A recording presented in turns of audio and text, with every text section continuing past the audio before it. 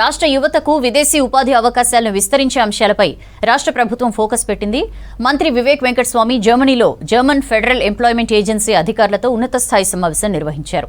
మట్టి నమూనా పరీక్షల ఆధారంగా ఎరువుల్ని శాస్త్రీయంగా వాడాలని రైతులకు పలు సూచనలు చేశారు మంత్రులు. ఆరోగ్య తెలంగాణ రాష్ట్రాన్ని మారుస్తామన్నారు.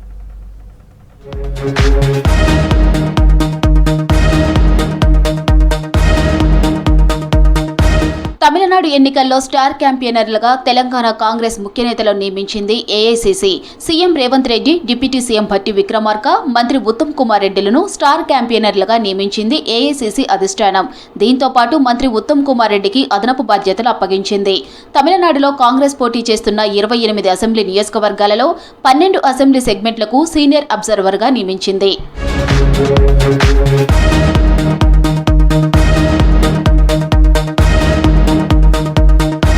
జర్మనీలో తెలంగాణ యువతకు ఉపాధి అవకాశాలపై ఫోకస్ పెట్టారు రాష్ట్ర ఉపాధి, కార్మిక శాఖ మంత్రి వివేక్ వెంకటస్వామి. జర్మనీలోని హానోవర్ నగరంలో జర్మన్ ఫెడరల్ ఎంప్లాయ్మెంట్ ఏజెన్సీ అధికారులతో ఉన్నత స్థాయి సమావేశం నిర్వహించారు. జర్మనీలో తెలంగాణ యువతకు ఉద్యోగ అవకాశాలపై సమీక్షించారు. తెలంగాణ ప్రభుత్వం యువతను అంతర్జాతీయ ప్రమాణాలకు అనుగుణంగా తీర్చిదిద్దేందుకు చేపడుతున్న చర్యలను అధికారులకు వివరించారు మంత్రి వివేక్. ముఖ్యంగా Telangana overseas man power company వంటి సంస్థలతో నూతన నైపుణ్యాల్లో శిక్షణ అందిస్తూ గ్లోబల్ పరిశ్రమల అవసరాలకు అనుగుణంగా కార్యక్రమాలను అమలు చేస్తున్నట్లు తెలిపారు మంత్రి వివేక్.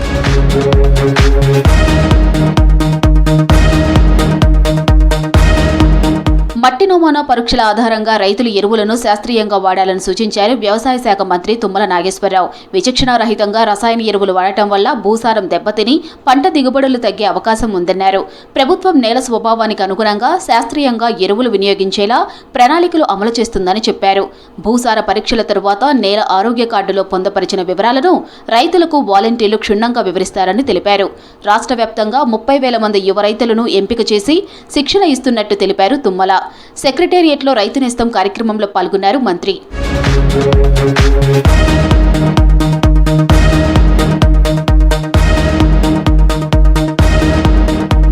రాష్ట్రంలో ఏటా 55,000 నుంచి 60,000 కొత్త క్యాన్సర్ కేసులు నమోదవుతున్నాయని తెలిపారు ఆరోగ్య శాఖ మంత్రి దామోదర రాజనరసింహ.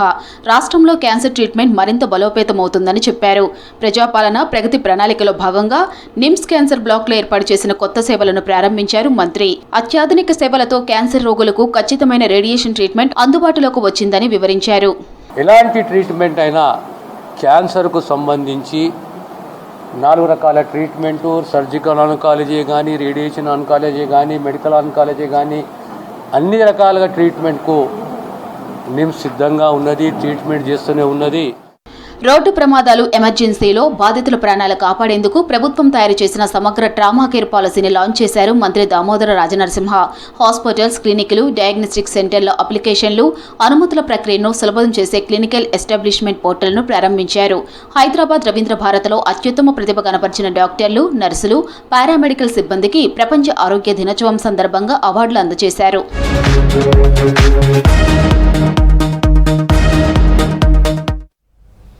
కుటుంబ కలహాలతో బీఆర్ఎస్ పరిస్థితి అగమ్యగోచరంగా మారిందన్నారు కాంగ్రెస్ నేతలు. అధికార దాహంతోనే హరీష్ రావు ప్రభుత్వంపై ఆరోపణలు చేస్తున్నారని మండిపడ్డారు.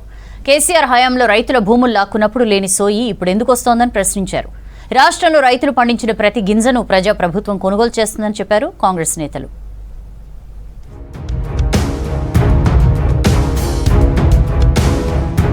దేశంలో అరాచక నియంతృత్వ పాలన సాగుతోందన్నారు పీసీసీ చీఫ్ మహేష్ కుమార్.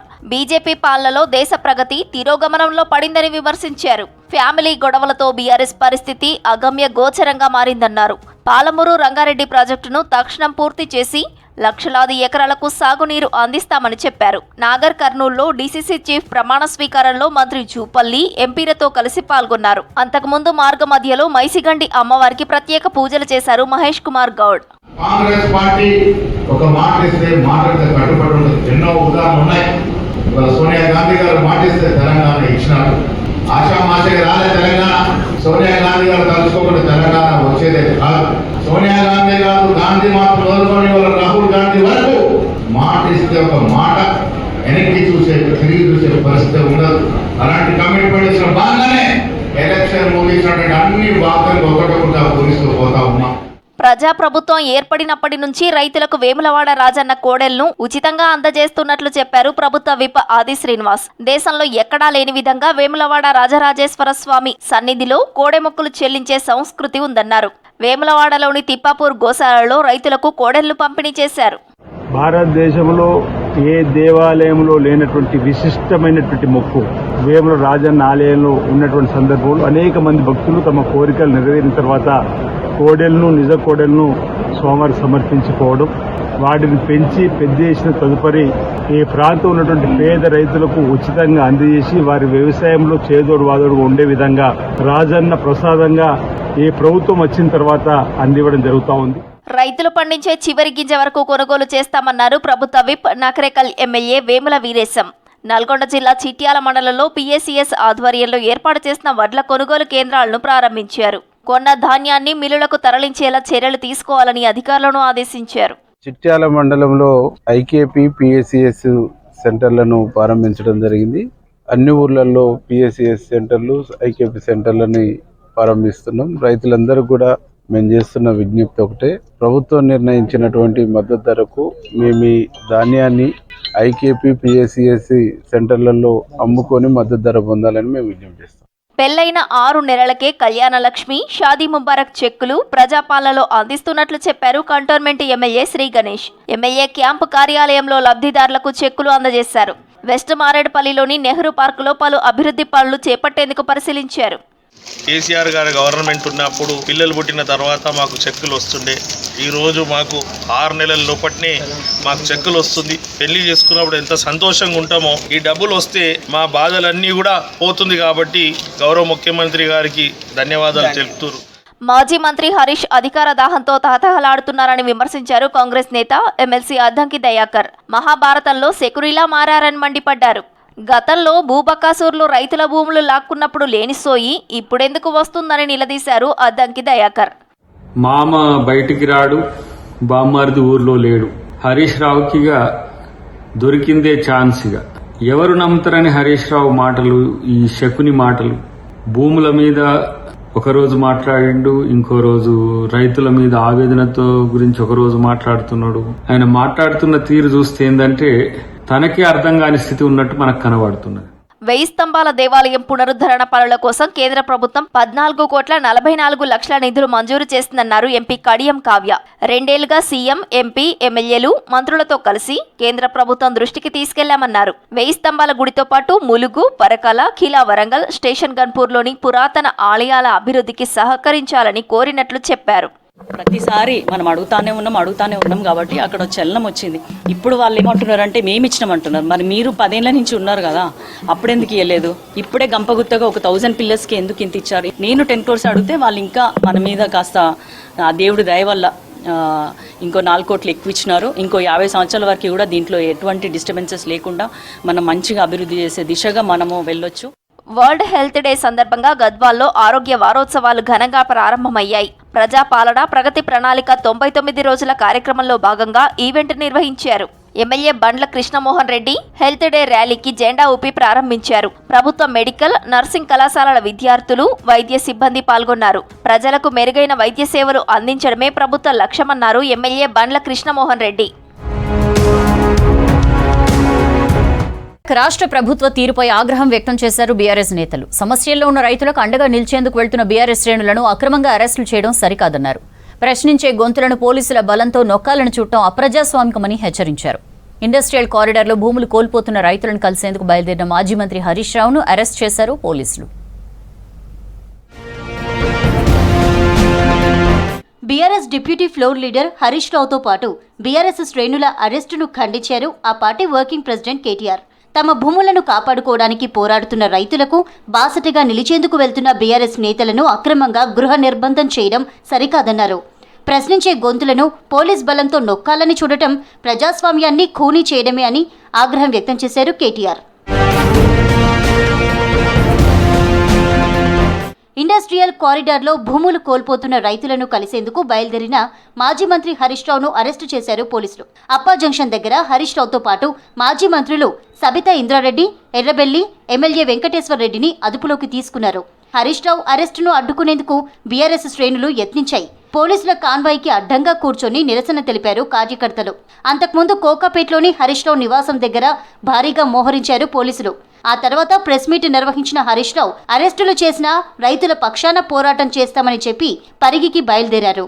ఈ కష్టాలు ఉండేటువంటి రైతుల్ని మాట్లాడించడానికి పలకరించడానికి కూడా పోయేటువంటి విధంగా ఇలా మానవ హక్కులను కాలరాస్తా ఉన్నారు.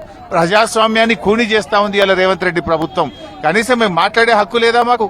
అక్కడ ఆ బాధతో గత కొన్ని వారాలుగా నిరాహార దీక్ష చేస్తున్న రైతులకు పరామర్శించడానికి, భరోసా ఇవ్వడానికి, ఒక ధైర్యం చెప్పడానికి కూడా వెళ్ళలేకుండా నడి రోడ్డు మీద ఇవాళ శాసనసభ్యులను, బీఆర్ఎస్ నాయకులను అరెస్టును తీవ్రంగా ఖండిస్తా ఉన్నాం. వచ్చే ఎన్నికల్లో సీఎం రేవంత్ గెలవడం కాదు, కనీసం ప్రతిపక్ష హోదా కూడా రాదన్నారు మాజీ మంత్రి హరీష్ రావు. ఎన్నికలు ఎప్పుడు జరిగినా కాంగ్రెస్ సింగిల్ డిజిట్కే పరిమితమవుతుందన్నారు. పరిగిలో రైతులను పరామర్శించేందుకు వెళ్తుండగా అరెస్టు చేయడంపై సీరియస్ అయ్యారు హరీష్. 100 రోజుల్లో 6 గ్యారెంటీలు అమలైతాయి అన్నావు. అయినాయా అమలు?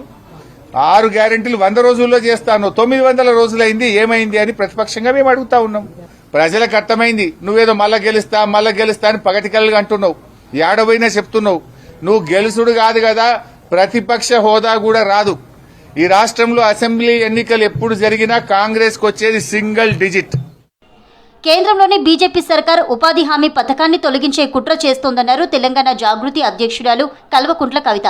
అధికారంలోకి వచ్చిన నాటి నుంచి పేదల మీద కక్ష గట్టినట్లు వ్యవహరిస్తోందని ఆగ్రహం వ్యక్తం చేశారు. తెలంగాణలోని ఉపాధి హామీ పని దినాలను సగానికి తగ్గించారని తెలిపారు. పేద ప్రజల నోటికాడ కూడు లాగేసుకుంటే తెలంగాణ బీజేపీ ఎంపీలు ఏం చేస్తున్నారని ప్రశ్నించారు.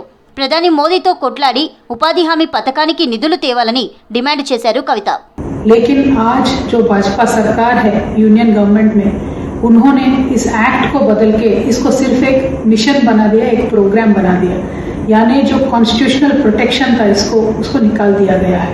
उसके लिए पैसा देना जरूरी है और मैं भाजपा सरकार से मांग करती हूँ, आप पैसे दीजिए और ये जो नौजवान बच्चे हैं जो सहायक है, रोजगार सहायक है, उनको जॉब गारंटी दीजिए, उनको लेबर कोड के दायरे में लेके आइए. ప్రజా సమస్యలపై నిరంతరం పోరాటం చేస్తామన్నారు బీఆర్ఎస్ నేతలు. ప్రజల ఆకాంక్షలకు అనుగుణంగా పాలన చేయకపోతే జనం తిరగబడతారని హెచ్చరించారు. పశ్చిమ బెంగాల్ అసెంబ్లీ ఎన్నికల మేనిఫెస్టో రిలీజ్ చేసింది కాంగ్రెస్. మహిళలకు నెలకు 2000 ఆర్థిక సాయం, 10 లక్షల ఆరోగ్య బీమా సహా కీలక హామీలు ప్రకటించారు ఏఐసీసీ చీఫ్ ఖర్గే. కేరళం, అసోంలో అవినీతి ప్రభుత్వాలు అధికారంలో ఉన్నాయన్నారు. ఆ రాష్ట్రాల్లో మే 4 తర్వాత కాంగ్రెస్ అధికారంలోకి రాబోతోందన్నారు హస్తం నేతలు.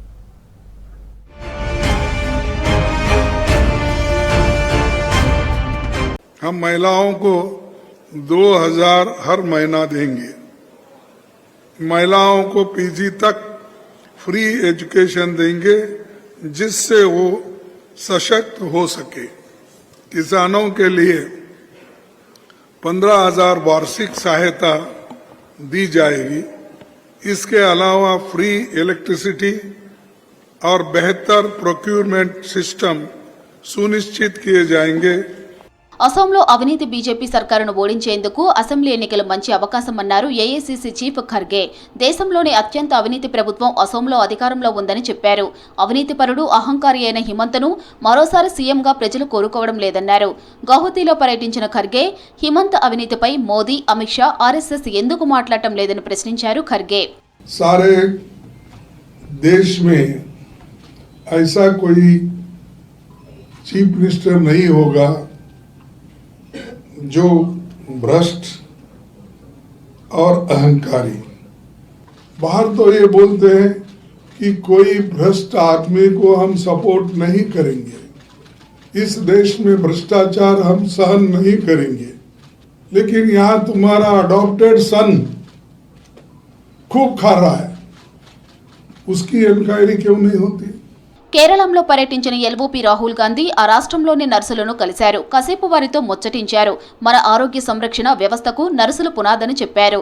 వారి వృత్తి, సవాళ్లు, కేరళం సంస్కృతి, ఆహారంపై చర్చించారు.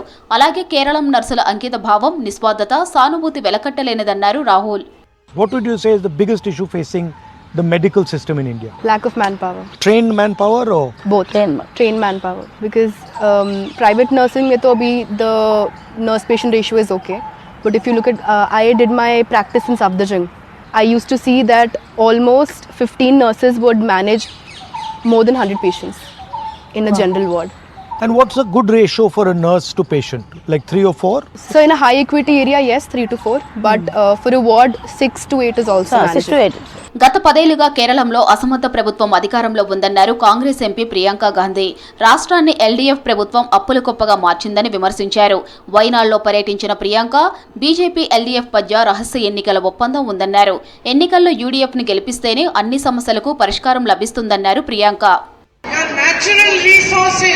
are being handed over to big corporates like Adani. People like me who are dedicated to the service of the people of Kerala. It's nothing short of a tragedy. We see the sea, the resources, the beautiful forests, the tourism opportunities, the population which is intelligent, educated, hardworking.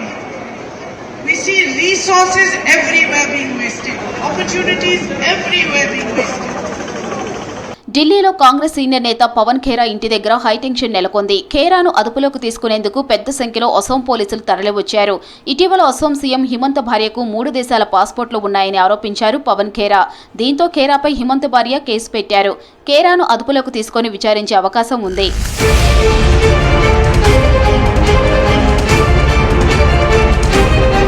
April 9న ఎన్నికలు జరిగే రాష్ట్రాల్లో సుడిగాలి పర్యటనలు చేశారు కాంగ్రెస్ నేతలు. కేరళ, అసోం, పుదుచ్చేరిలో అధికారంలోకి వస్తామని ధీమా వ్యక్తం చేశారు హస్తం నేతలు.